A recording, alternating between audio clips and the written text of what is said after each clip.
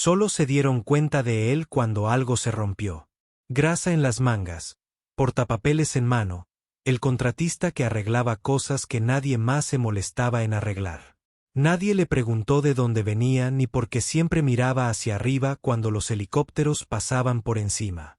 Pero esa mañana, cuando 10 soldados estaban varados en las montañas y todos los pilotos estaban en tierra, caminó directamente a la pista de vuelo, subió a un U-60 en tierra, lo encendió como si nunca hubiera dejado el asiento y dijo solo una cosa en el auricular.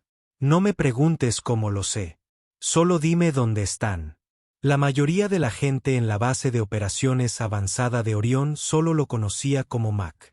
Nadie recordaba su nombre completo. O quizás nadie lo había preguntado nunca. Él usaba lo mismo todos los días. Mono de contratista color caqui, botas gastadas y una gorra de béisbol calada hasta la cara. Su credencial decía MSNL, Soporte Técnico Civil. Y eso fue suficiente para mantenerlo invisible. Siempre estaba cerca arreglando líneas hidráulicas, revisando rotores, reemplazando refrigerante y vehículos terrestres. Nunca con prisa, nunca fuera de lugar, nunca llamando la atención. Los recién llegados apenas lo notaron, y los que habían estado allí el tiempo suficiente se habían acostumbrado a verlo encorvado sobre una consola de diagnóstico o bebiendo café quemado solo al final de la tienda de mantenimiento. Se integró también que era fácil asumir que había estado allí desde siempre. La base estaba situada en una meseta en el norte de Afganistán, rodeada de montañas escarpadas y un clima impredecible. Fab Orión no era grande, pero era crítico. Líneas de suministro, operaciones de evacuación médica, reconocimiento avanzado, todo dependía de esta pequeña pista de aterrizaje y del puñado de Black Hawks y Chinook estacionados allí. No fue glamoroso, no era el tipo de lugar donde visitaban estrellas o aparecían periodistas con cámaras. Fue real, valiente, con fondos insuficientes y lleno de gente que hacía un trabajo del que nadie se enteraría jamás. Mac trabajaba en el hangar 3, el más antiguo de la base. Era donde guardaban la basura. Cajas de piezas sin etiquetas, drones que nunca volaron bien, pájaros de entrenamiento despojados de cualquier cosa útil. Y en la parte de atrás, descansando bajo una lona descolorida, estaba el viejo U-60L. Ella no había volado en casi 6 años. La última vez que alguien intentó ponerla en marcha, tosió, se atragantó y se apagó a mitad del giro. Sus registros tenían una etiqueta roja, sus hojas estaban rígidas y su electrónica estaba obsoleta más allá de lo reglamentario. Los textos más jóvenes la llamaban el ataúd. Mac simplemente la llamaba Hecho 2. La revisaba todos los días, nunca se lo pidió y nunca lo registró. Él simplemente lo hizo. Limpió sus instrumentos, reemplazó fusibles viejos y realizó simulaciones en seco de sus sistemas eléctricos cuando no había nadie alrededor. Algunas noches incluso se sentaba en la cabina con la capota entreabierta, respirando el aire de la altitud mientras los demás dormían. Él nunca dijo por qué. Nadie preguntó nunca. La sargento Jenny Torres había sido la única lo suficientemente curiosa como para darse cuenta. Ella manejaba el inventario de piezas y administraba las asignaciones de combustible, era aguda, observadora y no se distraía fácilmente. Una vez lo sorprendió tarde por la noche dentro del Black Hawk, accionando interruptores y murmurando para sí mismo. Cuando ella se acercó, él apagó todo como un niño sorprendido robando galletas. No estás autorizado a tocar ese pájaro, dijo. Su tono no era hostil, solo desconcertado. No voy a volarla, respondió simplemente, con la mirada al frente y la voz tranquila. Solo escuchando. Ella no presionó. Algo en la forma en que lo dijo la hizo retroceder. Como si él supiera algo que ella no, como si no pretendiera entender esa máquina. Él ya lo hizo. Había rumores flotando alrededor. Uno dijo que solía ser mecánico de la NASA. Otro afirmó que había sido miembro de las fuerzas especiales y que había perdido la cabeza durante una misión en el Mond. Un hombre juró haber visto una cruz voladora distinguida en su bolsa de equipo, pero nadie pudo confirmarlo. En verdad, El único archivo que existía sobre él era un expediente de contratista de 2 páginas, casi todo en blanco, con una foto desactualizada y un nombre que la mitad de los oficiales pronunciaban mal. Sin parientes más cercanos, sin redes sociales, sin pasado. Pero nunca le dio a nadie motivos para preocuparse. Él hizo su trabajo. Mantuvo los generadores en funcionamiento. Mantuvo los camiones en movimiento. Mantuvo las perchas iluminadas. Él era el tipo al que olvidaste decirle gracias porque olvidaste que existía hasta la mañana en que llegó la tormenta. Todo comenzó con una llamada confusa de una unidad de reconocimiento avanzada estacionada en las colinas al noreste del valle. 10 hombres atrapados por un deslizamiento de tierra provocado por un temblor inesperado. Uno de ellos resultó gravemente herido. Los demás se quedaron varados. La recepción de radio estaba fallando. Las coordenadas del GPS estaban rebotando. El clima había cambiado violentamente. Niebla espesa, vientos crecientes y una distorsión atmosférica tan intensa que el dron satelital perdió la visibilidad. La ventana para extraerlos era pequeña, demasiado pequeña. Los pilotos en la base se alinearon inmediatamente, pero las opciones eran sombrías. El moderno U-60M tenía problemas mecánicos. Su diagnóstico había puesto en rojo el rotor de cola. Y el Chinook ya estaba desplegado en una misión de evacuación médica a 300 kilómetros al sur. Eso dejó un pájaro, uno que nadie siquiera consideró. Eco 2, dijo alguien riendo. Ella ni siquiera se dará la vuelta. Nadie sabía que M ya había realizado una prueba completa del sistema esa mañana. Ella había fallecido. Observó en silencio cómo el mando se apresuraba. Tenientes gritando coordenadas, capitanes debatiendo matrices de riesgo, un general al teléfono satelital exigiendo opciones. Y en medio del ruido, Max salió del hangar 3, se limpió las manos con un trapo y caminó directamente hacia el U-60L. Torres lo vio primero. ¿A dónde vas? Él no perdió el paso. Ya sabes a dónde voy. No estás autorizado. No estoy esperando la autorización. Ella se puso delante de él. Mac, eso es un ascensor para 10 personas. No puedes volar solo. Ni siquiera estás. Ella se detuvo. Ella no sabía lo que era. Ese era el problema. La miró a los ojos por primera vez desde que llegó a la base. No con ira, no con desafío, solo con certeza. Volé este pájaro antes de que nacieran algunos de esos niños. Dijo. Si tienes un plan mejor, esperaré. Ella no lo hizo. Se subió al asiento del piloto, ajustó los pedales del timón y accionó el interruptor de la batería. La vieja consola se iluminó como si lo recordara. Recorrió la secuencia de inicio únicamente con memoria muscular.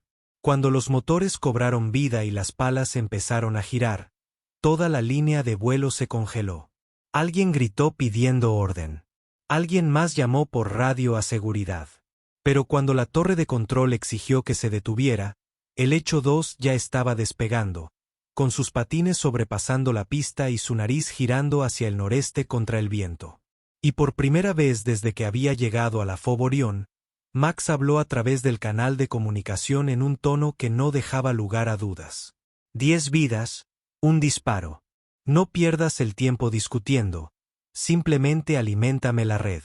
Luego desapareció en la niebla. El rotor levantó una tormenta de polvo mientras el Echo 2 se elevaba hacia el viento. Sobre el terreno, el mando intentó procesar lo que acababa de ocurrir. El espacio aéreo no había sido despejado. No se había asignado ningún copiloto. Se suponía que el piloto ni siquiera existiría en primer lugar. Y aún así, el viejo pájaro seguía en el aire. Firme, suave, sin sacudidas, sin trabas, volando como si tuviera algo que demostrar. Dentro de la cabina, Mac no se inmutó. Sus manos se movían sobre los controles con precisión, construida durante décadas, no meses. Su postura era relajada pero concentrada.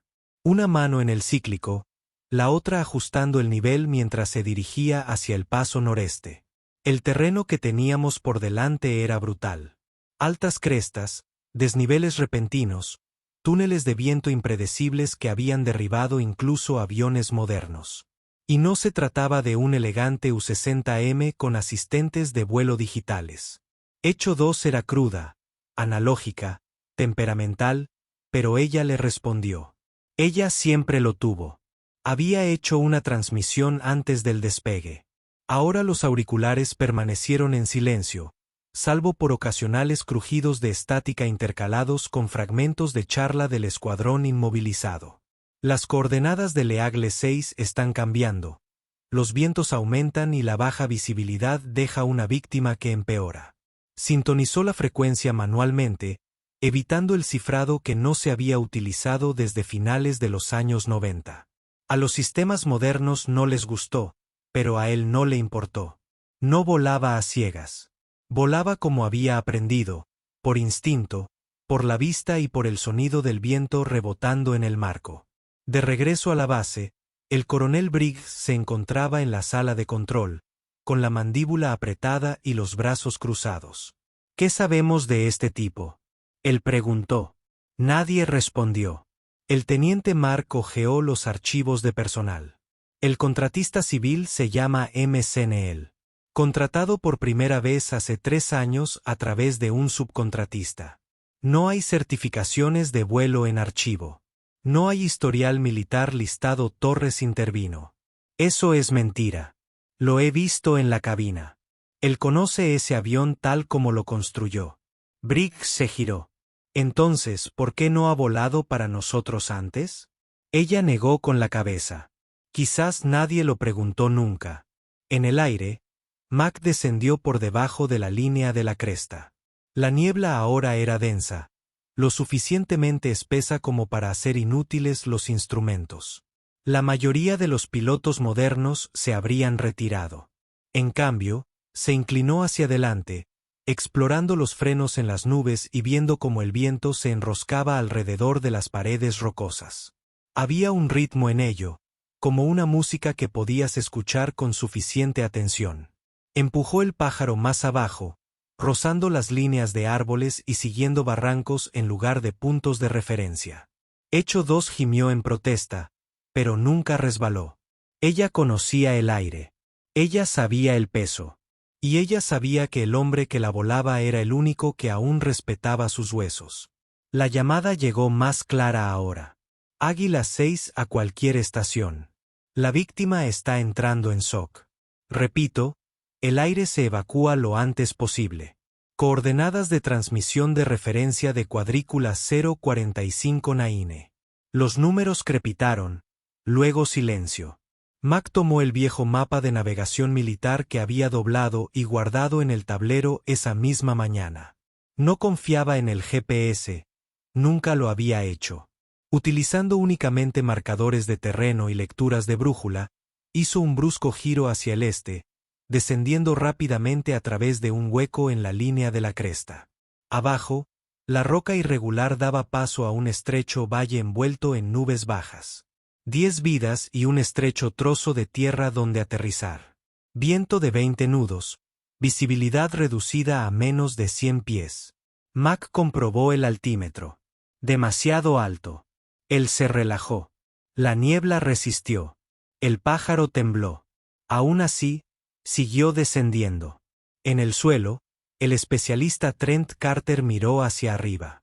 Tenía 24 años y la cabeza envuelta en una venda ensangrentada. Visión borrosa debido a la metralla que le había cortado por encima del ojo derecho. A su alrededor, los demás se refugiaban bajo una cresta derrumbada. La radio se había apagado hacía 10 minutos. Ninguna respuesta, ninguna evacuación, nada. Ya estaba ensayando su despedida en su cabeza cuando lo escuchó. El golpe bajo y constante de los rotores. Rotores viejos. No como los Black Hawks que había montado durante el entrenamiento. Este era más lento, más pesado, más viejo. Se tambaleó y se incorporó, se apoyó contra la pared de roca y miró a través de la niebla. La silueta apareció a la vista primero. Cuerpo grueso, hojas anchas y nariz inclinada hacia abajo como un halcón que se lanza en busca de su presa. De ninguna manera, murmuró. De ninguna manera. Mac no habló mientras descendía. No lo necesitaba. Sus manos hicieron los ajustes automáticamente.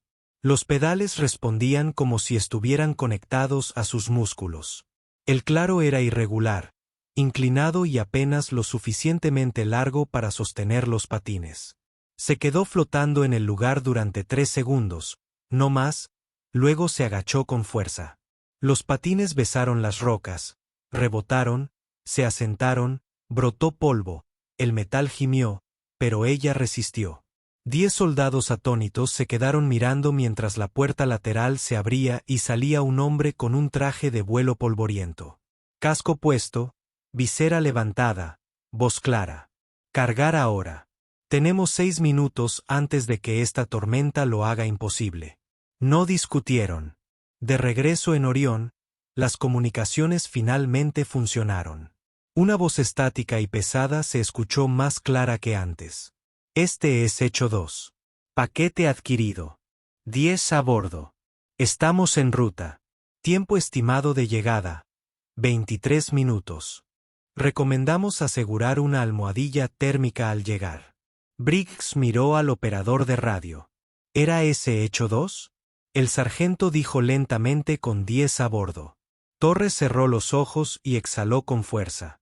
Él lo hizo.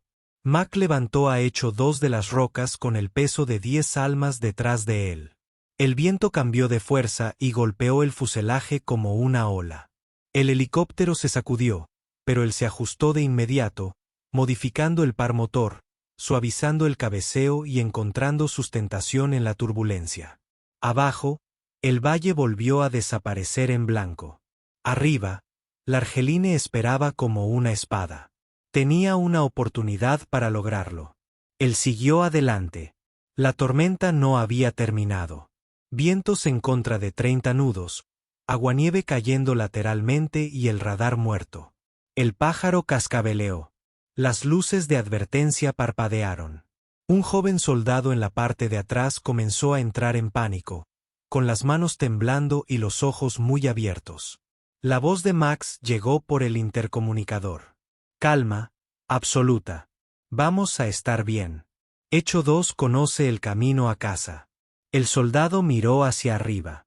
¿Quién está volando esta cosa? Nadie respondió. No porque no lo supieran, sino porque la respuesta ya no importaba. Más adelante, el cielo se abrió lo suficiente para poder ver la línea de la pista base.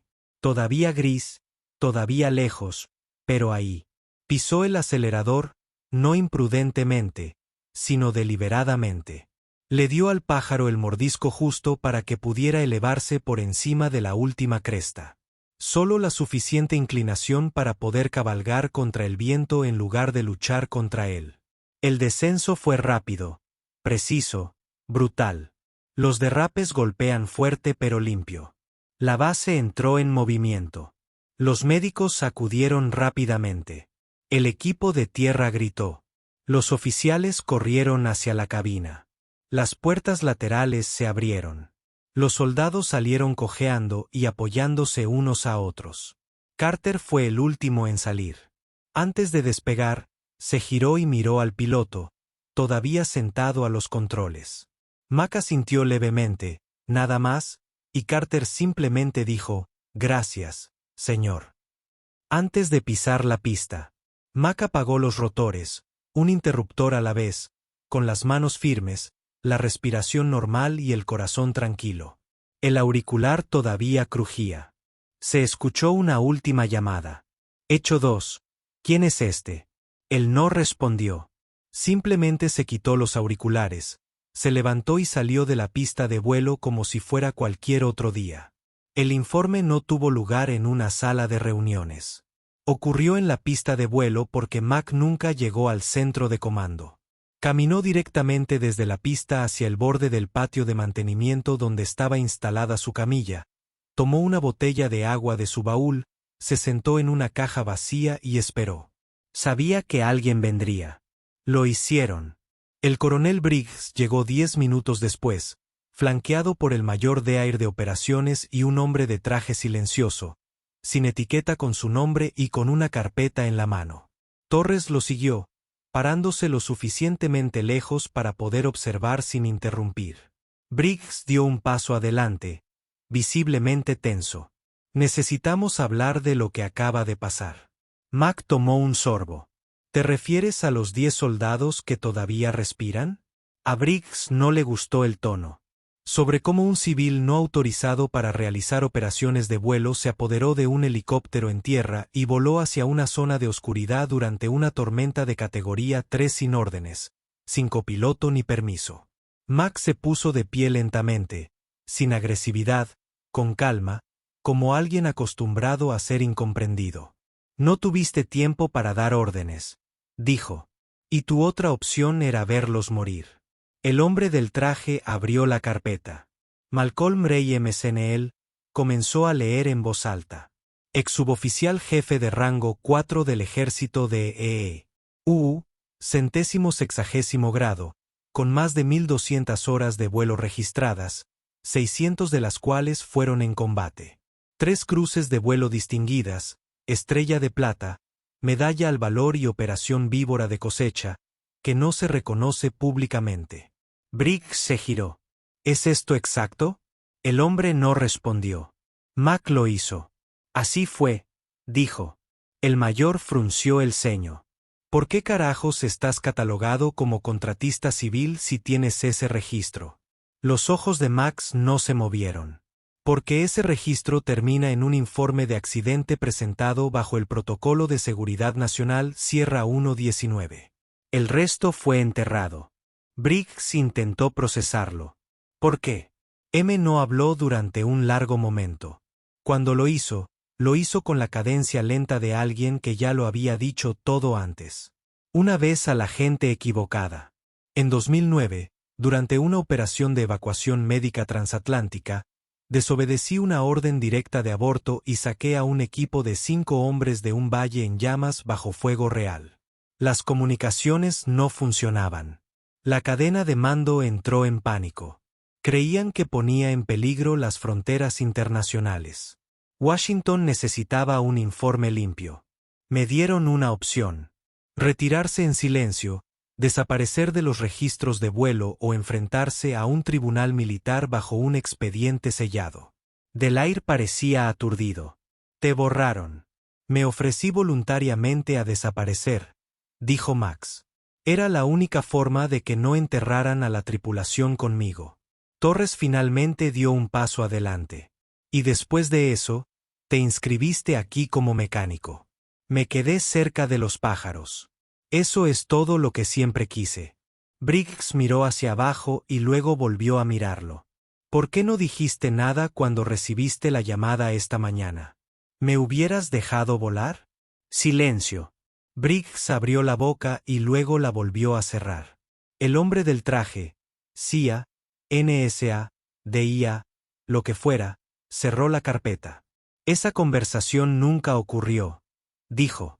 Lo que hiciste allí arriba no existió. Ese helicóptero no estaba en condiciones de volar. No estás en el manifiesto. Y esos hombres nunca corrieron ningún riesgo. ¿Comprendido? Max lo miró fijamente. Mientras estén vivos, no me importa qué historia cuentes. El hombre asintió una vez y luego se alejó. Briggs se quedó. Estudió al hombre que tenía delante. No el contratista, no el mecánico, sino el piloto. El que había volado a través del infierno por personas que no sabían su nombre. Nunca volverás a volar. ¿Verdad? Matt esbozó una leve y cansada sonrisa. Lo acabo de hacer. Se sentó de nuevo, abrió nuevamente la botella de agua y miró hacia el horizonte como si nada hubiera pasado. Torres se acercó más, ahora más silencioso. ¿Sabías que ese pájaro volaría? Mac no la miró.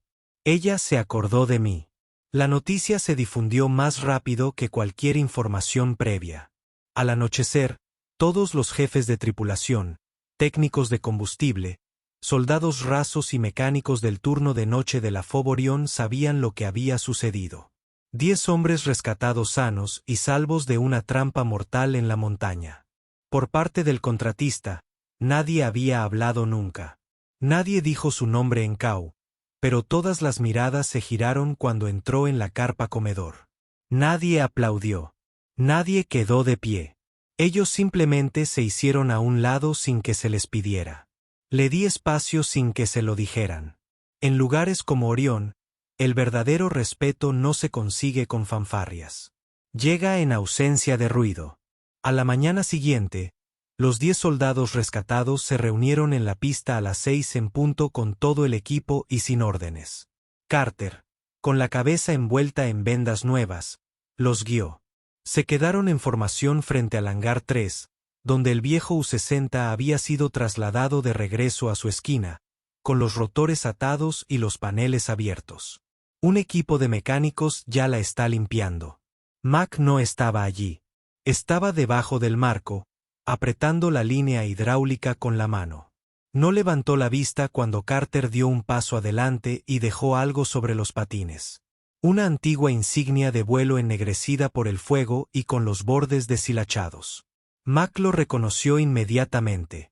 Se había perdido en el accidente de hace 15 años, presumiblemente incinerado. Al parecer ya lo habían recuperado. Al parecer alguien lo había guardado. Carter no dijo nada. Él simplemente saludó, lo sostuvo y caminó de regreso a la formación. Los demás le siguieron. Ese saludo, llevado a cabo por 10 hombres, se mantuvo durante más tiempo del que exigía cualquier reglamento. Ningún oficial les dijo que se retiraran. Nadie quería ser el primero en moverse. Mac no interrumpió su trabajo. Terminó de apretar el perno, se limpió las manos y solo entonces extendió la mano. Tomó la placa en silencio y la enganchó en el interior de su bolsa de herramientas.